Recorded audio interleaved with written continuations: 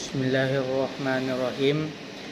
Nama saya Salman, NIM 30700122029. Saya akan membacakan 10 ayat tentang ketuhanan sesuai dengan tugas akidah pelajaran mata kuliah akidah akhlak. Bismillahirrahmanirrahim. Ayat pertama yaitu a'udzubillahi minasyaitonirrajim. Ya ayyuhan nasu ubudu rabbakumul ladzi khalaqakum walladzina min qablikum la'allakum tattaqun. Yang artinya ini terdapat di dalam surah Al-Baqarah ayat 21, yang artinya wahai manusia, sembahlah Tuhanmu yang telah menciptakan kamu dan orang-orang sebelum kamu agar kamu bertakwa.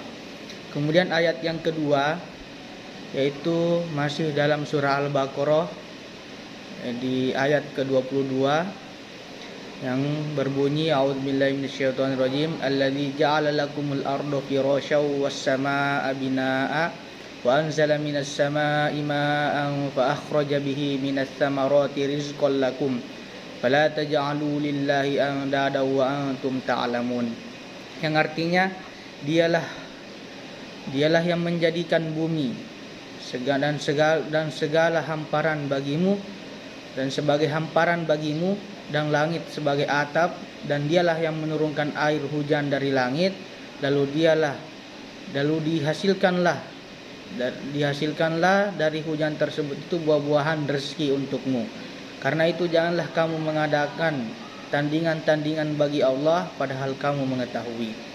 Kemudian ayat yang ketiga yang terdapat di dalam surah Al-An'am ayat 101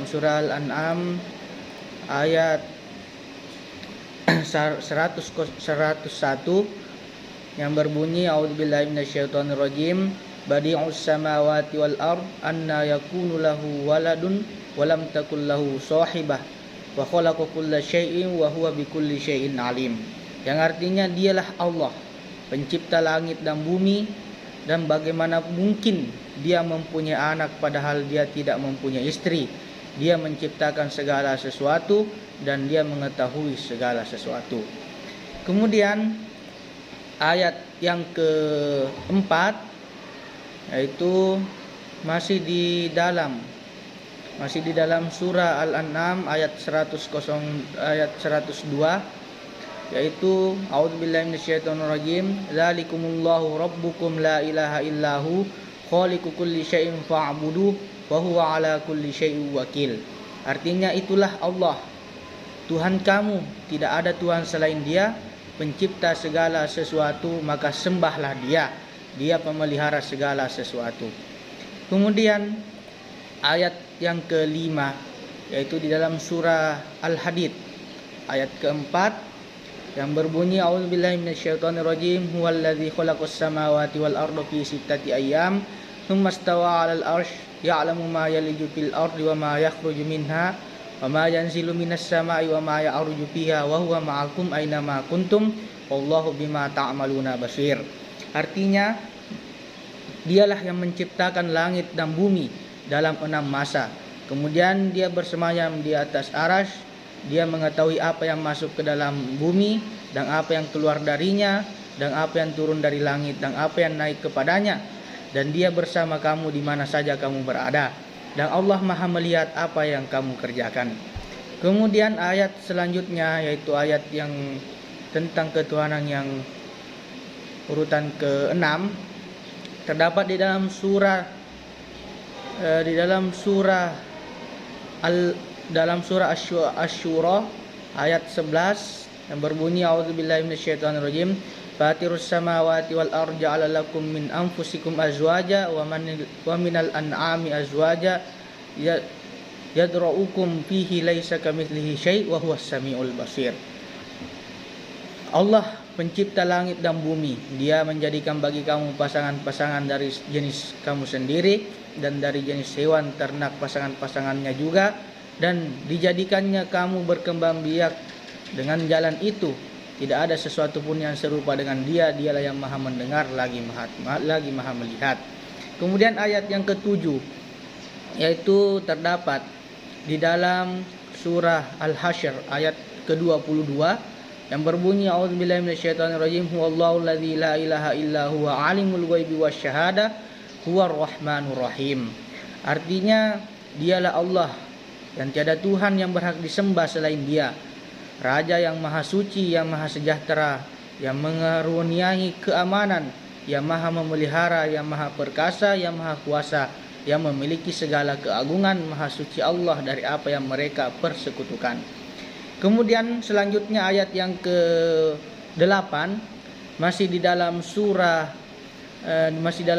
Al-Hasyr ayat ke-23 yang berbunyi huwallahu alladzi la ilaha illa huwal malikul qudusus salam al-mu'minul muhaiminul azizul jabbarul mutakabbir subhanallahi amma yusyrikun. Yang artinya, dialah yang menciptakan, yang mengadakan, yang membentuk rupa, yang mempunyai nama-nama yang paling baik, bertasbih kepadanya apa yang ada di langit dan di bumi, dan dialah yang maha perkasa lagi maha bijaksana. Kemudian ayat yang ke-9, yaitu yang berbunyi masih di dalam surah Al-Hasyr ayat ke-24 yang berbunyi a'udzubillahi minasyaitonirrajim wallahul khaliqul bari'ul musawwirul lahul asmaul husna yusabbihu lahu ma fis samawati wal ardi wa huwal azizul hakim. Dialah Allah yang maha menciptakan, yang maha membentuk, yang maha musawwir, menggambarkan, membentuk. Baginya lah nama-nama yang agung dan bertasbih kepadanya setiap makhluk yang ada di langit dan ada yang ada di bumi, dan dialah yang maha aziz, maha agung, al-hakim, maha bijaksana dan maha hakim. Kemudian ayat yang ke-10 ayat yang terakhir, yaitu yang biasa yang sering kita dengar di dalam surah Al-Ikhlas. Jadi di dalam surah Al-Ikhlas terdapat 4 ayat, semua mengandung tentang aspek ketuhanan. Pertama yaitu ayat pertama, qul huwallahu ahad, katakanlah dialah Allah yang maha esa. Kemudian yang kedua, jadi ini ayatnya sudah lebih daripada 10, jadi tidak apa. Jadi kemudian ayat setelahnya yaitu Allahus Samad, Allah lah yang maha tempat kita menumpu, tempat kita meminta. Kemudian lam yalid wa lam yulad, dialah Allah yang tidak beranak dan tidak pula diperanakkan. Kemudian walam yakun lahu kufuwan ahad, dan dialah Allah yang tiada Tuhan setara dengannya. Maka itulah tadi 10 ayat, kurang lebih 10 ayat yang saya bacakan masalah tentang aspek ketuhanan. Kemudian sedikit saya tambah penjelasan masalah ketuhanan. Jadi ketika kita berbicara tentang ketuhanan, pasti kita harus betul-betul yakin, karena setiap manusia itu harus mempunyai keyakinan yang bertuhan. Jadi semua orang harus mempunyai keyakinan yang bertuhan. Ketika ada orang yang tidak mempunyai keyakinan, tidak bertuhan, maka itu tidak bisa dikategorikan di dalam manusia yang normal. Karena bukti-bukti tentang adanya ketuhanan ini sudah jelas sekali, seperti baik bukti secara nakli ataupun bukti secara akli. Jadi seperti contoh tadi ayat yang saya bacakan itu adalah bukti, salah satu bukti nakli yang sifatnya bukti yang bersifat yang berupa nakli tentang adanya ketuhanannya Allah Subhanahu wa taala. Kemudian kalau kita berbicara masalah bukti yang berupa akli, berupa akal, berupa logika, ini juga sebenarnya banyak sekali contoh-contohnya. Contoh kecil misalnya di dalam kehidupan kita ini, misalnya masalah kesehatan.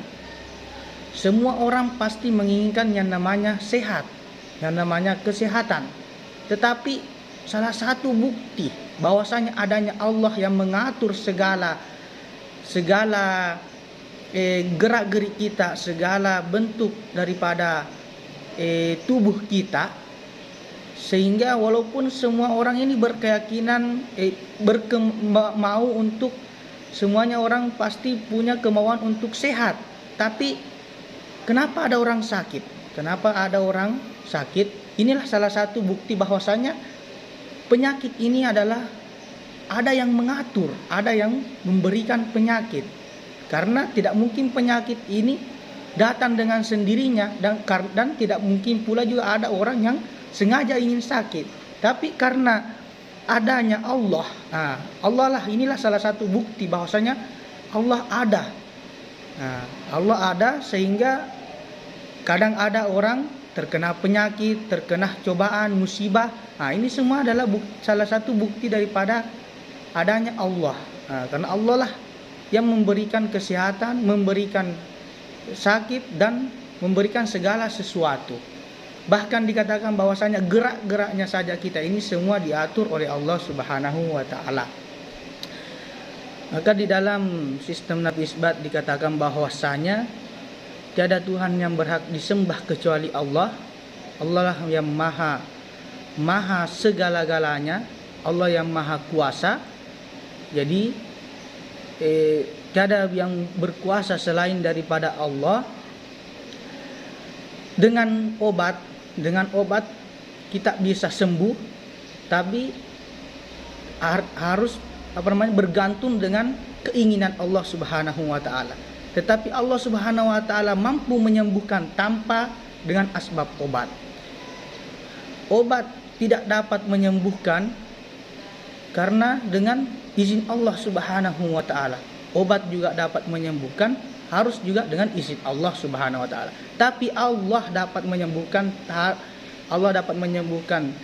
bisa dengan perantara asbab obat, tapi Allah Subhanahu wa taala juga bisa menyembuhkan tanpa perantara daripada obat. La ilaha illallah. Kemudian salah satu contoh juga masalah ketuhanan dikutip dalam satu kisah yang dulunya salah satu imam mazhab kalau tidak salah itu bertemu dengan seorang ateis. Jadi orang ateis ini mengajak untuk berdebat masalah ketuhanan. Maka membuatlah suatu kesepakatan dengan ateis ini, di mana kita mau ketemu besok, kapan waktunya, jam berapa. Kemudian ditentukanlah bahwasanya besok kita akan bertemu di satu tempat jam sekian.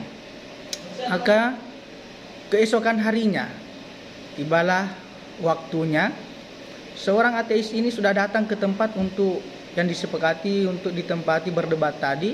Dia sudah datang di tempat tersebut tepat waktu. Kemudian Imam Hanafi kalau tidak salah, beliau datang terlambat. Maka ateis ini berkata, kenapa demikian? Kenapa Anda ini datang terlambat? Kemudian Imam Hanafi memberikan alasan bahwasanya saya terlambat karena tadi di tengah jalan tiba-tiba hujan. Kemudian setelah tiba-tiba hujan, tiba-tiba banjir. Setelah banjir tiba-tiba jadi saya tidak bisa menyeberangi sungai. Tapi setelah itu tiba-tiba katanya ada pohon tumbang jatuh ke sungai. Kemudian setelah jatuh ke sungai tiba-tiba berubah menjadi perahu. Kemudian setelah berubah menjadi perahu, perahu itulah yang saya pakai untuk menyeberang di sungai tersebut, sehingga saya bisa melanjutkan perjalanan saya sampai di tempat ini. Maka ateis ini membantah, tidak mungkin katanya tiba-tiba ada hujan, tiba-tiba banjir, tiba-tiba ada pohon jatuh, kemudian tiba-tiba jadi kapal di tempat dilewati menyeberang. Maka setelah itu Imam Hanafi memberikan jawaban yang begitu tepat. Katanya kalau yang perkara yang ini saja Anda tolak, Anda tolak dengan alasan tidak mungkin tiba-tiba seperti itu, tidak ada yang membuat. Begitulah juga salah satu bukti daripada adanya Allah, adanya buka bumi ini, adanya alam semesta ini tidak mungkin tercipta dengan tiba-tiba. Pasti ada yang menciptakan. Dan pasti yang menciptakan alam semesta ini bukan bukan seorang yang biasa, pasti seorang yang luar biasa. Maka setelah itu masuklah dalam nalar daripada seorang ateis ini, sehingga ateis ini mengakui kesalahannya yang selama ini menganggap bahwasanya tiada Tuhan. Dengan contoh tersebut. Jadi itulah tadi sedikit penjelasan tentang ketuhanan dari saya. Lebih dan kurangnya mohon dimaafkan. Assalamualaikum warahmatullahi wabarakatuh.